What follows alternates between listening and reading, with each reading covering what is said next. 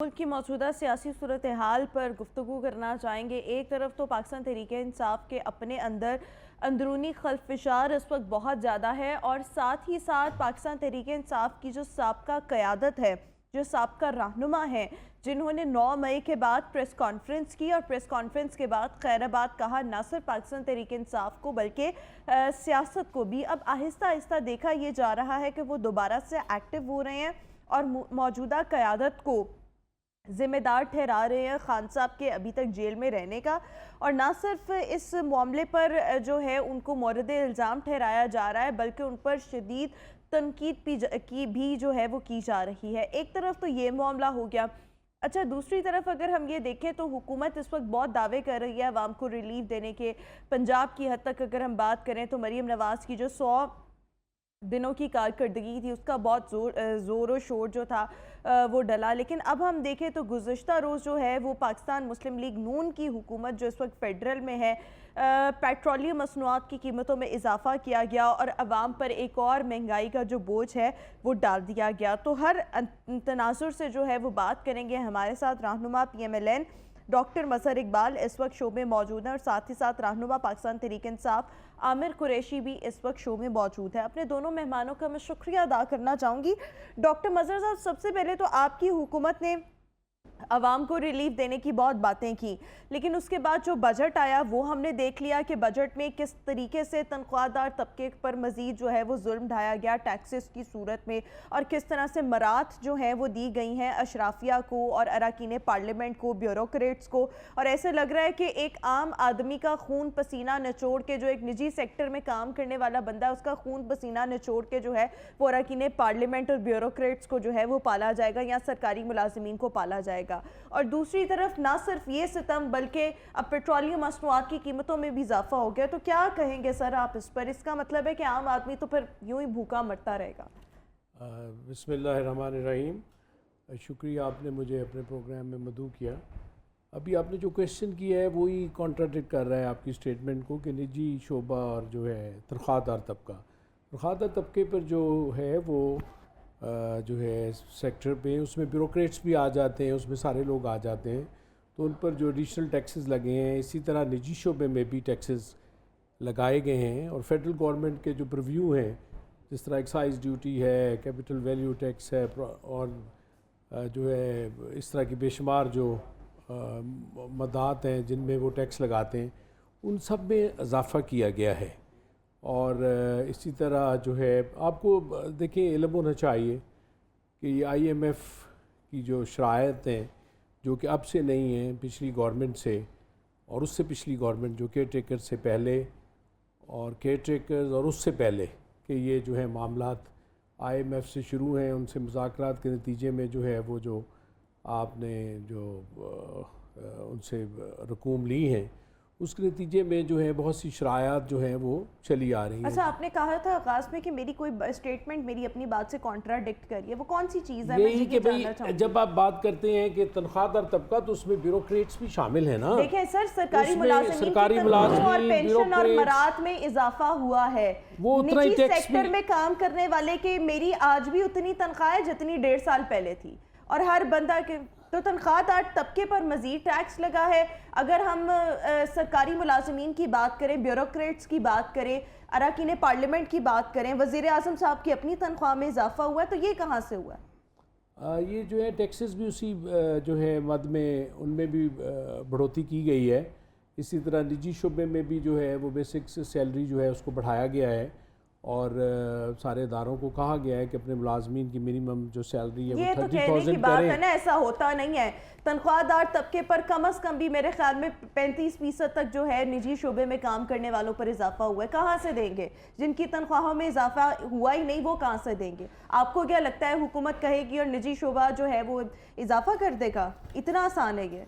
बिल्कुल आपने सही कहा है, लेकिन ये है कि उसमें जो चीज़ें हैं उनके हिसाब से जो है वो इजाफ़ा तो होता है हर साल निजी शोबे में भी, और टैक्सेस भी आपने सही कहा है कि प्रोविंशियल लेवल पर भी लगे हैं, फेडरल लेवल पर भी लगे हैं, लेकिन हालात की नज़ाकत को देखते हुए जो है जो आपके सामने है कि जब आपने इतनी फॉरेन लैंडिंग भी की हुई है और डोमेस्टिक लैंडिंग भी सारे बैंकों से की हुई है, तो उसके नतीजे में जो है वो आपको जो है इससे इसी तरह का बजट जो है वो आप पेश कर सकते हैं, अनलेस रेंटल के कोई जो है आपके प्रोडक्टिविटी ना बढ़ जाए, जिसकी पूरी कोशिश हुकूमत कर रही है चाइना के साथ, सऊदी अरब के साथ, यूएई के साथ, कि second phase of CPEC शुरू हो जाए और यहाँ पर जो है मुलाजमतें और दूसरी जो चीज़ों में उसमें भी कोशिश हो रही है कि उसमें मैक्सिमम इजाफा किया जाए और एक्सपोर्ट को अपना बढ़ाया जाए।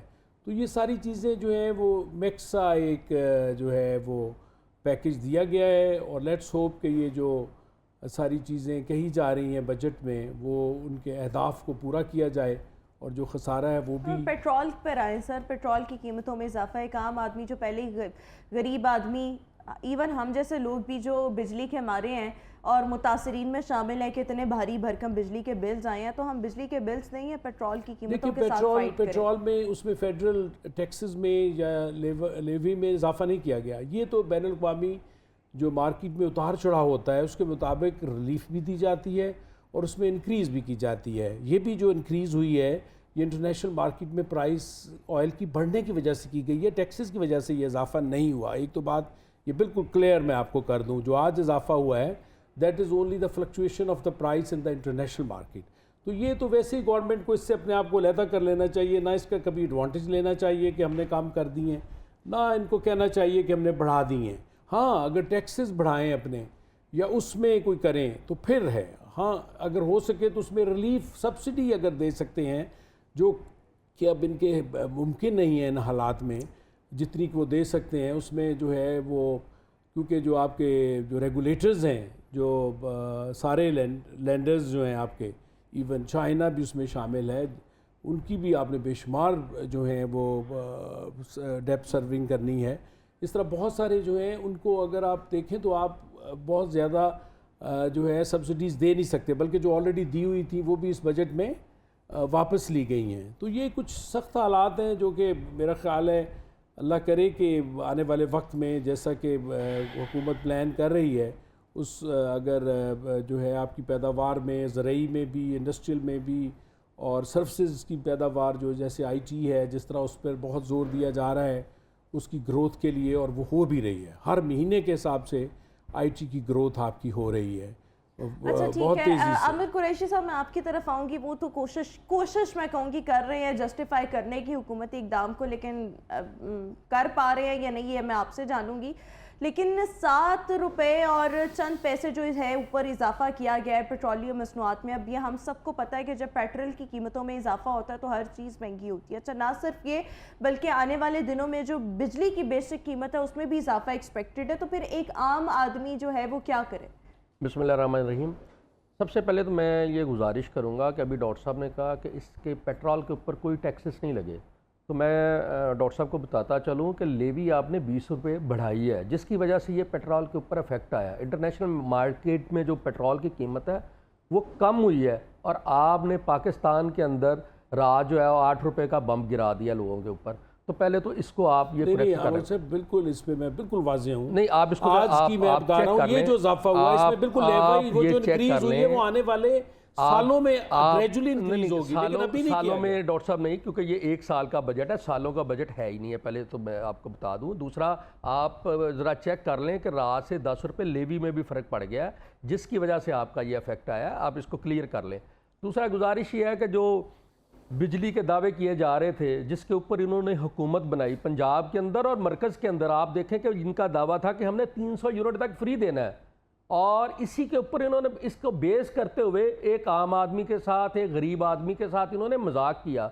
आज क्या हो रहा है कि 200 यूनिट से ऊपर जब 1 यूनिट जाता है तो आपका बिल 3000 रुपये से सीधा उठता है और 8000 रुपये चला जाता है। मैं ये समझता हूँ कि इन्होंने आम आदमी, इनसे ना सूबा संभाला जा रहा है, ना इनसे मरकज़ संभाला जा रहा है, इनके इख्तियार में ही कोई बात नहीं है। देखें, पंजाब की अगर आप बात कर लें तो पंजाब के अंदर इन्होंने ऐसी माशाल्लाह वज़ीर आला लगा दी हैं कि जिनको वो कल खुद कह रही थी अवान के अंदर खड़े होकर, उनको ये समझ ही नहीं है कि मैंने बात क्या करनी है। वो ये कहती है कि टिकटॉक बनाना बड़ा मुश्किल काम है।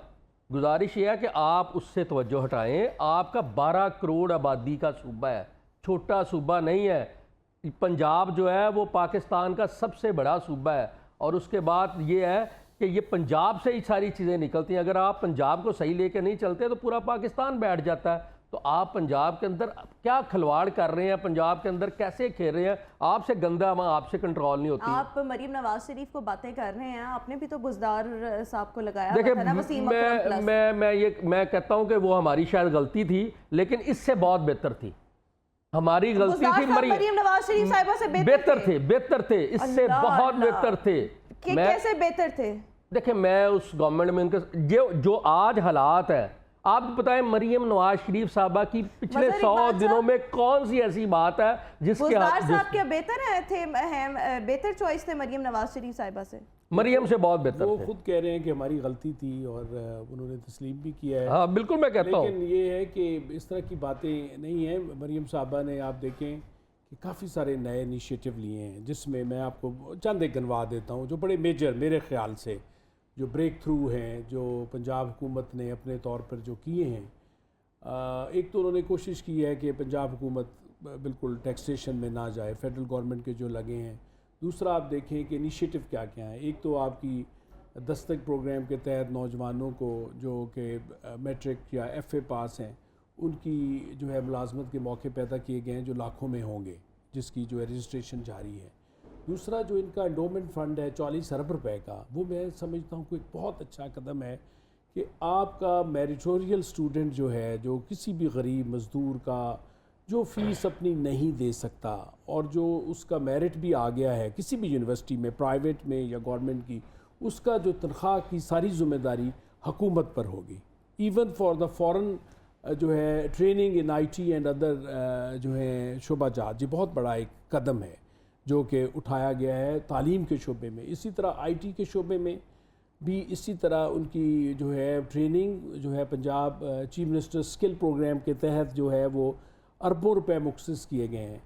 और फिर जो है नौजवानों के लिए, यानी मैं समझता हूँ कि जो हमारी जनरेशन आ रही है उसको जो है वो अकोमोडेट करने के लिए और उनको पॉजिटिव प्रोडक्टिविटी में लाने के लिए जितने इक़दाम एजुकेशन में हो सकते हैं वो मरियम साहबा ने किए हैं। इसके साथ साथ उन्होंने इंफ्रास्ट्रक्चर की जो है बहाली, जो कि बुज़दार साहब के दौर में बिल्कुल सड़कें टूट फूट का शिकार थी, सारी बिल्डिंग तबाह बर्बाद हुई, वो सारी। फिर जो है स्कूल्स में स्कूल एजुकेशन की अगर हम बात करें तो वो तो पब्लिक प्राइवेट पार्टनरशिप पर चलाने की कोशिश कर रहे हैं, उसके कह रहे हैं इस पर असातिज़ा जो है वो सरापा एहतजाज हैं। उसमें मैं बताऊं, ये असातिज़ा की तो सख्त कमी है मुल्क में और पंजाब में बहुत ज़्यादा। तो ये असातिज़ा जो हैं, ये जो ऑलरेडी इंडक्टेड है in the Punjab government, they will be utilised in दो स्कूल्स। ये नहीं है कि ये नहीं होंगे या इनको फारिग कर दिया जाएगा। ये तो हर सूरत में इनकी ज़रूरत है। प्राइवेट पब्लिक पार्टनरशिप में जितने भी आपने पहले मंसूबे किए हैं वो कामयाब हुए हैं अल्हम्दुलिल्लाह। जैसे स्कूल्स में जब परवेज़ लाई के दौर में PEF स्कूल शुरू किए गए, बाद में फिर उनकी कंटिन्यूटी हुई। इसी तरह हमारे दौर में जो है जितने भी इस तरह के मंसूबे, उससे बेहतरी आती है जब पब्लिक को आप साथ लेते हैं। जैसे गांव में स्कूल है, उसमें जो है उन गांव वालों का बेसिकली ज़्यादा कंसर्न अपने स्कूल को कामयाब करने में होता है। मैं तो मेंबर प्रोविंशियल असेंबली आपको बताता हूँ कि हमारे पास बजट आता था पर स्कूल, तो जब हम वहाँ की कमेटी बना के उसको यूटिलाइज़ करते थे, मसलन 8 लाख या 10 लाख एक कमरे का भी अगर बजट आया है, तो जब हम उस गाँव की कमेटी को इन्वॉल्व करते थे तो बिलीव मी एक की बजाय 2 कमरे वो बना देते थे अपनी पार्टिसिपेशन से, क्योंकि उन्हें एहसास है कि उनका ये स्कूल है और उसमें उन्होंने अपने बच्चों को पढ़ाना है। तो इसी तरह ये जो सारी है इन्वॉल्वमेंट, इससे बेहतरी आती है। इसमें हुकूमत पे भी बर्डन कम होता है और इसकी जो है वो मॉनिटरिंग और गवर्नेंस भी बेहतर होती है। कुरैशी साहब, उन्होंने तो बड़े काम गिनवा दिए हैं, बहुत काम हो रहा है पंजाब में और वैसे भी, तो आप क्या कहेंगे इस पर? गुजारिश ये है कि आप इनकी 100 दिन की कारकर्दगी की रिपोर्ट जो मरियम साहबा ने पेश की है वो आप देखें तो सही ना। अभी सारी चीज़ें ये कह रहे हैं कि हम शुरू करने जा रहे हैं, किया क्या है 100 दिन के अंदर इन्होंने। दूसरा, ये बात करते हैं प्राइवेट पब्लिक पार्टनरशिप की, तो गवर्नमेंट किस लिए टैक्सेस लगा रही है? अगर फिर आके आपने सारी चीज़ें आके आवाम के ऊपर डाल देनी है तो आप क्यों पैसे इकट्ठे कर रहे हैं पंजाब के अंदर? आप पंजाब के अंदर ये जो अभी मैं बात करूँगा LDA की, तो LDA के अंदर आपने डेवलपमेंट के जो आपके नक्शा जात हैं, दूसरी चीज़ें, वो सारी फीसें आपने 4-4 गुना बढ़ा दी हैं, 3-3 गुना बढ़ा दी हैं। हमारे दौर में तो ऐसा नहीं था। तो क्या वो टैक्सेस नहीं, अभी बात कर रहे थे कि हमने कोई नए टैक्सेस नहीं लगाए, आप हर चीज़ के ऊपर टैक्स लगा रहे हैं। आप हवा के ऊपर टैक्स लगाने जा रहे हैं, आप सोलर के ऊपर टैक्स लगाने जा रहे हैं, तो आप कैसे ये कह सकते हैं? तो अगर आप आवाम से पैसे ले रहे हैं तो कम अज़ कम आप उसको डिलीवर भी करें। ऐसा बिल्कुल नहीं है। अच्छा ये देखें कि आपने कौन सी ऐसी सड़कें बना दी हैं पिछला एक आपके पास 16 महीने आपने पहले भी हुकूमत की है, मरकज़ के अंदर आपकी हुकूमत थी, ठीक है, और आपने कोई ऐसा मुझे नहीं लगता कि आपने बिल्कुल मरकज़ की भी तबाही की है। और उसके बाद गुजारिश ये है कि जब आपका, मैं तो शुरू से बात करूंगा, अगर आपका इलेक्शन ही मुतनाज़ है, अगर आप पूरी तरह वो मैंडेट लेके ही नहीं आए तो आपको आवाम का क्या दर्द होगा। मरियम साहबा की अपनी सीट जो है वो मुतनाज़ है, मरियम साहब के अपने सारे काम मुतनाज़ हैं, तो उनके लिए आवाम की अहमियत ही कोई नहीं है कि आवाम जो मर्ज़ी करती रहे, वो ठीक है, अपनी सीट पे बैठी हैं, वो सुबह निकलती हैं, हवाई दौरे करती हैं, रात को 2-4 टिकटें बनती हैं। किसी आम आदमी की उनको कोई फ़िक्र नहीं है कि किसी की उन्होंने बात सुननी है कि मेरे सूबे के अंदर क्या हो रहा है। अभी आप देखिएगा, अगले मैं जो देख रहा हूँ आइंदा आने वाले दिनों के अंदर, आप मेरी बात नोट कर लीजिएगा, अगले 1.5-2 महीने के अंदर, इस दफ़ा मैं देख रहा था कि NDMA की रिपोर्ट है कि 35% बारिशें ज़्यादा होने जा रही हैं। कोई प्लानिंग नहीं है इनके पास। बताएं डॉक्टर साहब के क्या प्लान करके रखा हुआ है इन्होंने।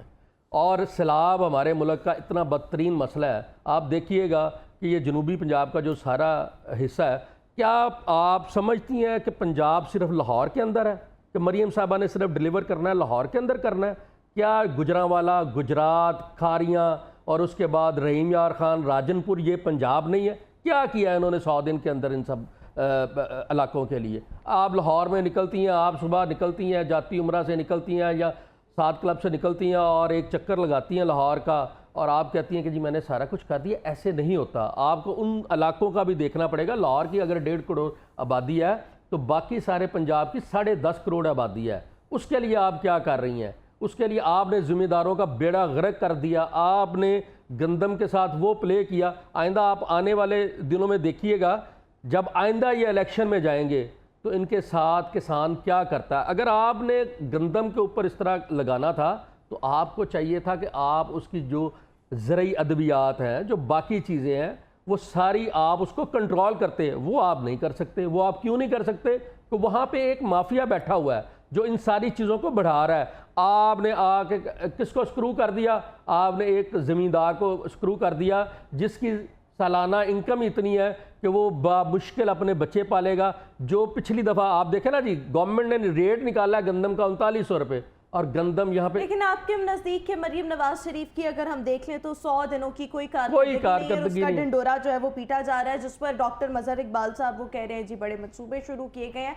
इससे ज़रा आगे बढ़ें और आपकी, मैं अगर पार्टी की बात करूं तो आपकी मौजूदा क़यादत पर पुरानी क़यादत की जानिब से बड़े तंज़िया जो है वो बातें की जा रही हैं, और ना सिर्फ बातें की जा रही हैं, बड़ी तनकीद की जा रही है। और जो पुरानी क़यादत जिसमें बशमूल फवाद चौधरी, उनका ये कहना है जनाब के खान साहब की रिहाई मुमकिन नहीं है अगर ये मौजूदा क़यादत रही। तो आप इस पर क्या कहेंगे? एक तो अंदरूनी खलफिशार का आप लोगों को सामना है कि पार्टी के अंदर बहुत ज़्यादा इस वक्त जो है वो आपसी झगड़े जो हैं वो पाए जा रहे हैं, और ना सिर्फ ये बल्कि फिर फवाद चौधरी साहब जैसे लोग वो भी आप लोगों को सांस नहीं लेने दे रहे। तो क्या कहेंगे, क्या वाकई खान साहब की रिहाई मुमकिन नहीं इस मौजूदा क़यादत उमर अयूब, शिबली फराज और रऊफ हसन के रहते? देखिए गुजारिश ये है, सबसे पहले तो इंशाल्लाह मैं ये समझता हूँ कि खान साहब बहुत जल्दी रिहा होंगे। और खान साहब की रिहाई के बगैर इस मुल्क का स्टेबल होना भी बड़ा मुश्किल है। सबसे अहम बात यह। दूसरी गुजारिश ये है कि जहाँ आप बात कर रही है ना फवाद चौधरी साहब की, फवाद चौधरी साहब ने तो ज़ाहिर है कि 9 मई के बाद पार्टी को छोड़ दिया, खैराबाद कह दिया। तो दूसरा यह है कि हर पार्टी के अंदर मसाइल होते हैं। ये कोई पाकिस्तान तहरीक इंसाफ की अनोखी बात नहीं है। अगर आप PMLN की बात कर लें तो मैं एग्जाम्पल कोट कर रहा हूँ, सिर्फ एग्जाम्पल कोट कर रहा हूँ कि इनके अंदर भी बहुत सारे मसाइल हैं। ठीक है, जहाँ आपकी इतनी बड़ी क़यादत होती है, आपके कोई 300 से ज़्यादा MNAs के कैंडिडेट होते हैं, प्रोविंशियल असम्बली के 300-350 लोग होते हैं, तो इतने सारे लोगों की हर एक की अपना सोचने का और समझने का एक डिफरेंट स्टाइल होता है। तो हर एक ने अपने तरीके से बात करनी है। जहाँ इतने सारे लोग होते हैं, इतने सारे लोग इकट्ठे होते हैं, अपना अपना आइडियाज़ दे रहे होते हैं। लेकिन मैं ये समझता हूँ कि जब भी पार्टी जो है वो लीडर से चलती है। तो मैं समझता हूँ खान साहब बाहर आएंगे तो इनमें फवाद चौधरी की या उमर अयूब की कोई उस तरह की हैसियत नहीं होगी बात की जब लीडर आएंगे। तो ये मुमकिन ऐसा बिल्कुल नहीं है कि पार्टी के अंदर को बहुत ज़्यादा मसाइल हैं, पार्टी के अंदर बहुत सारे हैं। आप देखें कि कितनी कोशिश हुई कि ये पार्टी ख़त्म हो जाए, ये पार्टी बैन हो जाए, बंद हो जाए, लोग टूट जाएं। सबसे मैं ज़बरदस्त बात ये समझता हूँ कि जो लोग गए थे वो आज सारे वापस आने को तैयार हैं। वो लाइनों में लगे हैं, कतारों में लगे हैं। कोई बंदा ऐसा नहीं है जो जाके कहे कि मैंने PMLN ज्वाइन करनी है, कोई बंदा ऐसा नहीं है जो जाके कहे कि मैंने पीपल्स पार्टी ज्वाइन करनी है। वो सब लोग ये समझते हैं और ये जानते हैं कि अगर इस मुल्क में कोई बेहतरी आनी है, इस मुल्क ने बचना है, तो इसका सिर्फ एक ही वाहिद हल है, वो पाकिस्तान तहरीक इंसाफ है। ये तो आप कहते हैं ना, ये तो आप अपने उससे कहते हैं, क्या इस मुल्क का वाहिद हल पाकिस्तान तहरीक इंसाफ है मजहर साहब? देखें, ये तो बिल्कुल जो है वो एक खाम ख्याली है। वो ऑलरेडी जो है वो KPK में और सेंटर में 3.5 साल आजमाए जा चुके हैं। उनकी वजह से ये जितनी अफरा तफरी आप देख रही हैं मुल्क में। अभी बात हो रही थी मरीम साहबा की गवर्नेंस की, तो मैं तो चंद एक चीज़ें बड़ी क्लियरली देखता हूँ कि एक तो उन्होंने जैसी चीफ मिनिस्टर बनी कोई खाड़ पिछाड़ नहीं की, जैसे कि होता है। जैसे कि इनके दौर में जैसे ही आए बुज़दार साहब तो एक एक अहदे पर 10-10 दफ़ा लोगों को, सेक्रेटरीज़ को, डिप्टी कमिश्नर्स को, SPs को, DSP लेवल तक एक लाइन लगी होती थी। और उस पर फिर जिस तरह के इल्ज़ामात लगे वो गोगी फर्रा और इनकी बेगम साहबा के ऊपर कि किस तरह वो पैसे लेके ट्रांसफ़र पोस्टिंग्स करते थे, मैं समझता हूँ कि पहली दफ़ा मैंने देखा है कि मरीम साहबा ने आते ही बजाय इसके कि वो सारी ब्यूरोक्रेसी को और डिस्ट्रिक्ट मैनेजमेंट को चेंज करती, उन्होंने बिल्कुल चेंज नहीं किया। उन्होंने फौरी तौर पर अपने काम का आगाज़ किया और उन्हीं के साथ जो है मिल के अपनी डेवलपमेंट और बाकी सारी स्कीम शुरू की हैं। मेरा ख्याल है कि this is a very good sign कि इंस्टेड ऑफ कि हुकूमत यही हो गया MNAs और MPs के कहने पे आप ट्रांसफ़र पोस्टिंग्स करें। जी, बारिश हुई है रात सारी, आपको सुबह सड़कों पर पानी तो मिला होगा?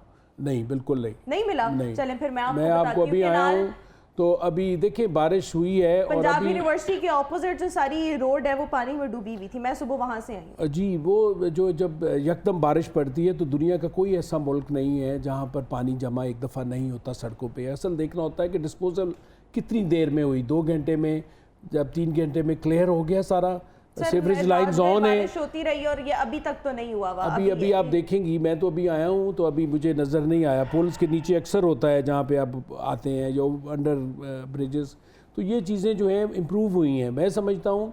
दूसरा, इनकी जो पार्टी का इंतशार है वो इन्होंने उसका सही जवाब नहीं दिया। मैं समझता हूँ कि डेफिनेटली वो जो लोग जो इनकी सफ़े अव्वल की क़यादत थी और जो पार्टी के जो बानी रुकन थे और जो फाउंडर मेंबर्स थे जो कि पार्टी को लेकर चल रहे थे फेडरल गवर्नमेंट के, वो सारे जो हैं वो डिस्पर्स हुए और वो अब इस कोशिश में है कि वो वापस इन नई क़यादत का और उसका वाकई एक झगड़ा है जो कि उनका खलफशार नज़र आ रहा है। तो ये चीज़ें जो हैं वो अभी सेटल होंगी। दूसरा ये कहना कि जो है इमरान खान नो डाउट कि वो एक मेजर पार्टी है और उनके जो तहफ़्फ़ुज़ात और उनकी चीज़ों को उनको कौमी धारे में शामिल होना चाहिए, लेकिन उसको फ़र्द वाहिद की तरह जिस तरह वो सोचते हैं वो उनकी सोच बिल्कुल गलत है। हमेशा जो है फ़ाहम व तफ़हीम से और डायलॉग से और जो है पॉलिटिकल प्रोसेस से और पार्लियामेंट्री सियासत अगर करनी है तो असेंबलियों को तोड़ने की बजाय, जैसा कि ये माजी में करते रहे। तो कहते हैं हमें मैंडेट वापस कर दें, हम बैठ जाएंगे, तो आप क्या मैंडेट वापस कर देंगे? मौलाना फजलुर रहमान जो है वो दोबारा इंतखाबात की बात करते हैं कि आप इंतखाबात री इलेक्शन में चले जाएंगे। मैंडेट के लिए तो आप अदालतों में गए हुए हैं, जिनके भी तहफ़्फ़ुज़ात हैं उसमें इलेक्शन कमीशन ने और कोर्ट्स ने फैसला करना है ना, वो कोई फेडरल गवर्नमेंट के एग्जीक्यूटिव ऑर्डर से तो होना नहीं। मैं तो हमेशा कहता हूँ कि वहाँ पे सारे गए हुए हैं, मैं भी गया हूँ, मेरे भी तहफ़्फ़ुज़ात हैं। तो ये जो तहफ़्फ़ुज़ात हैं इलेक्शन कमिश्नर से तो ये लोग इस्तीफे मांग रहे हैं पाकिस्तान तहरीक इंसाफ। वो तो इलेक्शन कमीशन की मैं बात कर रहा हूँ, कमिश्नर की नहीं बात कर रहा। मैं कहता हूँ कि वो जो अदालतें हैं उनके तवस्सुत से जो ट्रिब्यूनल बने हुए हैं उनकी बात कर रहा हूँ कि वहाँ पर ये फ़ैसले होने हैं और वहाँ पर बड़ी जल्दी, अब जैसे कि सुप्रीम कोर्ट में केसेस चल रहे हैं और जो नए ट्रिब्यूनल्स के अगेंस्ट जो है वो इलेक्शन कमीशन का फ़ैसला आ जाना है। जो वो गए हैं कि ये हाई कोर्ट ने, इस्लामाबाद हाई कोर्ट ने और लाहौर हाई कोर्ट ने जो नए ट्रिब्यूनल्स बनाए हैं वो या उनके जब जैसी डिसीजन आता है, आप देखेंगे कि इस साल में ये सारे मामला क्लियर हो जाएंगे। तो ये तो एक अच्छा, प्रोसेस एक है। और चीज़ के अमरीकी ऐवान नुमाइंदगान में जो 8 फरवरी के इंतखाबात की शफाफियत पर सवालात जो है वो उठाए गए हैं, क्या ये हुकूमत की नाकामी है और पाकिस्तान तहरीक इंसाफ की कामयाबी है? देखिए, किसी को भी ये अपनी कामयाबी नहीं समझना चाहिए। मेरा ख्याल है कि ये दखल दर माकूलात वाली बात है कि वहाँ पर वो कोई करारदाद गज़ा के हक़ में तो हमें नज़र नहीं आई, जहाँ पर 40,000 बच्चा और जो है लोग मारे गए। वहाँ पर तो अमेरिकी कांग्रेस इकट्ठी नहीं हुई इस तरह, ना उन्होंने कोई करारदाद पेश की। ये आप देखें कि आप इस वक्त चाइना, ब्रिक्स और अपना यूरोपियन यूनियन और अमेरिका के दरमियान हम खेल रहे हैं स्ट्रेटजिकली, और हम बड़ी मुश्किल से अपना रास्ता मुतय्यन कर रहे हैं, बैलेंस करते हुए चाइना को और अमेरिका को। और इसमें जो है वो चाइनीज़ के साथ, जैसे पिछले दिनों ये सारा हमें CPEC-2 की शुरुआत हुई, तो उसके नतीजे में ये जो इतनी नो डाउट किस तरह की आवाज़ें ऐवानों में आती हैं, लेकिन इस तरह एक इज्तिमाई करारदाद का पास होना और इतना स्विफ्टली होना, ये बहुत सारे दूसरे इसमें इशारे नज़र आते हैं। इसमें कोई इलेक्शन तो उस वक्त भी नहीं हुए थे जब मुशर्रफ साहब थे, तो ज़ियाउल हक साहब थे, तो उस वक्त तो वो जाके वाइट हाउस में प्रेसिडेंट से जो है मिलते थे और वहाँ पर जो है पूरी उनकी तारीफ़ें की जाती थी। ये तहरीक इंसाफ की शफाफियत पर सवालात उठ जाना जो 8 फरवरी के इंतखाबात थे, इसके ऊपर हर जगह पे आवाज़ उठाई जा रही है। और ये कामयाबी तो आप समझें या ना समझें, लेकिन ये मैं समझता हूँ कि जो हालात 8 फरवरी के इंतखाबात में हुए, आपके चैनल ने और बहुत सारे लोगों ने भी कवर किया। लाहौर के बहुत सारे हलके मैं जानता हूँ, और एक हलके में मैं प्रॉपर ड्यूटी की, जहाँ पे हम बैठे हुए हैं इस हलके के अंदर। आप यकीन करें कि कोई 1 लाख की लीड को चेंज किया गया है। ठीक, 1 लाख वोटों की लीड को चेंज किया गया। ठीक है। कहीं पे वो देखें, जो आपके फार्म 45 के रिजल्ट्स थे और जो फार्म 47, अगर ये सारे जो अभी डॉक्टर साहब फरमा रहे थे कि चीफ इलेक्शन कमीशन के पास ये केसेस हैं, ट्रिब्यूनल में केसेस हैं, अगर ये सारे केसेस खुल गए और इन सब के फैसले आ गए, फिर ये सोचें कि इनके साथ क्या होगा। ये कहाँ खड़े होंगे, इनकी हुकूमत कहाँ खड़ी होगी। और एक ऐड ऑन कर लें, एक ऐड ऑन, एक आखिरी ऐड ऑन कर लें, माजरत के साथ ना इनकी चीफ मिनिस्टर बचनी है और ना इनका प्राइम मिनिस्टर बचना है। जो मामलात हैं वो खुल गए तो क्या आपके चीफ मिनिस्टर भी नहीं बचेंगे और आपके प्राइम मिनिस्टर भी नहीं बचेंगे, ये तो कह रहे हैं। और मियां नवाज शरीफ साहब भी नहीं बचेंगे 130 में। ये 110%। ये तो इनके बकौल ये सारी बातें हैं। लेट्स इट बी क्लियर, जब ये होगा और उसकी इतनी बड़ी अगर धांधली आप समझते हैं कि इतनी ब्लेटेंट जो है रिगिंग हुई है, तो वो तो डेफिनेटली उसको आप छुपा नहीं सकते। तो ये चीज़ें मैं वही तो कह रहा हूँ कि ये फैसले सारे ट्रिब्यूनल्स में हो जाने हैं, तो उसका आप इंतज़ार करें और उसके मुताबिक जो है फिर अगला लाएमल तैयार करें। यानी कि लेट द ट्रिब्यूनल्स डिसाइड कि ट्रिब्यूनल्स जो हैं वो क्या फैसला करते हैं। बहुत शुक्रिया मज़हर इकबाल साहब और आमिर कुरैशी साहब हमारे साथ मौजूद थे।